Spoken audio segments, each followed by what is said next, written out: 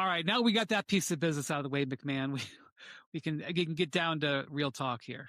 Now that we've got the most important transaction of the NBA offseason out of the way. I think it's only appropriate we follow up here with Cavs Corner.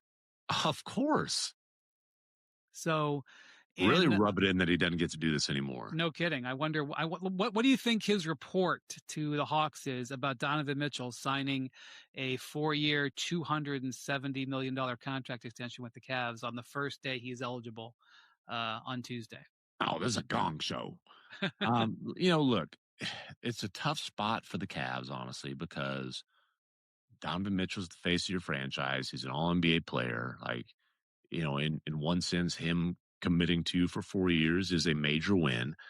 But we just saw how rough the market was for Jaylen Brown, in large part because of how much salary he made. And I'm looking for one of the quotes that a GM gave me.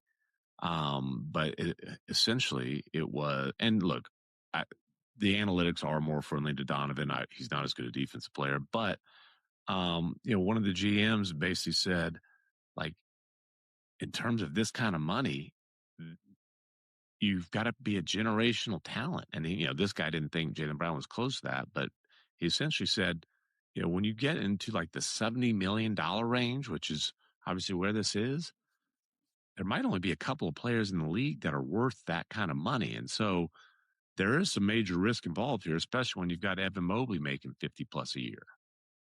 Right. So this is the Cavs are viewing this as a huge triumph, and for a couple of different reasons. Number one, I'm not saying that the Utah Jazz 100% believed this, but when they structured the trade, when they made the deal, which was, I think, 5 years ago now, they backloaded the picks that they pushed the picks out. They could get the farthest out. I think the farthest one out is 2029 unprotected pick. And there were swaps in there too. And I think the purpose is that the Jazz, I'm not saying I'm not projecting like I know what the Jazz are thinking, but when the Jazz traded him, they were like, he may not be there in 29 or 27, 29. Because they weren't sure he would want to stay in Utah. It was part of the impetus for trading him.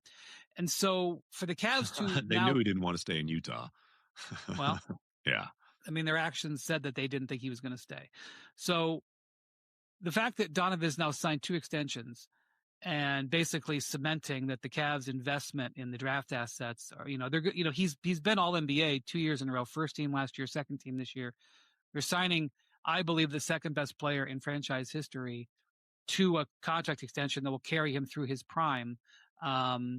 That is an absolute victory for them. It is going to be a lot of money by the 4th year of it when he's, I think, 33 or 34. Yeah.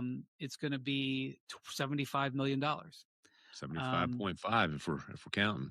So, but then there's the other side of it, which is getting him to do it this summer was not something they 100% expected. Now, Donovan never said anything except for he never even gave a syllable that indicated he wasn't happy in Cleveland, but he never did really with Utah either, right? No, it was pretty well known he wasn't happy in Utah. Yeah, but he never said anything. He didn't say it out loud, but it was not a secret. Anyway, my point is, just because he didn't say anything, you back it up with actions, right? And so when he signed his last extension, his first extension in Cleveland, he signed it for a year shorter than he could have. And it basically bought the Cavs 2 years. It looked like it was a 4-year extension, really was a 2-year extension. And it put them in this, and it was designed for exact reason. It put them in this bit of an awkward spot because now Donovan is 1 year away from being a 10-year veteran. And if he had signed a new extension at 10 years, he could have gotten $80 million guaranteed more than this summer. And it put him in the perfect spot to protect him because he had this year under contract and next season as a player option. And so if he had, had an injury or something, he always had the player option as protection. But it put him in a position where he could re-up his contract at year 10. And so it really doesn't make financial sense for him to extend this summer. And you're seeing the same thing play out with Joker in Denver.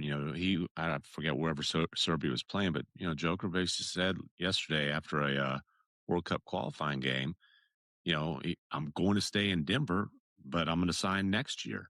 And the reason there, as McMenamin wrote, is he can do 4 years, 278 now, or he can do 5 years, 359 and a half next year. So, Joker is opting like, hey, let's maximize the money. And while Donovan's signing a max extension, by signing it now, he isn't maximizing the money. Right. And so, Jokic has multiple times said, I'm a Denver Nugget for life. And if you're going to trust anybody in all of professional sports, I don't know who you're going to trust more than Nikola Jokic. However, he will be an unrestricted free agent next summer. Like that, you will exist this year, going through this year, knowing that if things go terribly sideways, that Jokic will be an unrestricted free agent. I don't think the Nuggets are going to, be losing sleep over it. Although I keep it in mind as I was trying to dump salary, which, the Nuggets haven't re-signed free agents this offseason, but they haven't dumped any salary yet. Mm-hmm. So, that's interesting. That's food for thought. But I think the thing with Donovan would be the same thing. Like Donovan has said nothing but positive things. I don't think the Cavs would have operated this year like totally afraid he was going to leave, but they would have to protect themselves in certain ways. And I'm not sure if Donovan wasn't 100% fully committed, whether you could make every decision expecting him to be there. Like I'm not saying you trade him, but I'm saying like was you did your long range planning. Like for example, like people were talking about the idea of trading Evan Mobley. Well, what I was saying in Cleveland was I don't think you could even entertain the idea of trading Evan Mobley unless Donovan was under long-term contract, because if something Mm-hmm. happened with Donovan, Evan would have to be your franchise player. And nor am I saying now they can trade him. I'm just saying like I think they had to operate that way. So Donovan giving the Cavs this extension now, I agree, McMahon, is a level of risk because you're entering into a contract with a guy where this contract's going to be all in his 30s, and you worry about trapping yourself, absolutely. Yeah. But I also think that him doing this now uh, keeps him from getting, because if he has another All NBA year, what are they not going to sign him in a year? Right. So they would have been further committed to more money a year ago. No, I mean, And the Cavs had to sign this deal. yeah, and they have to celebrate it. Yeah. And it's something worth celebrating.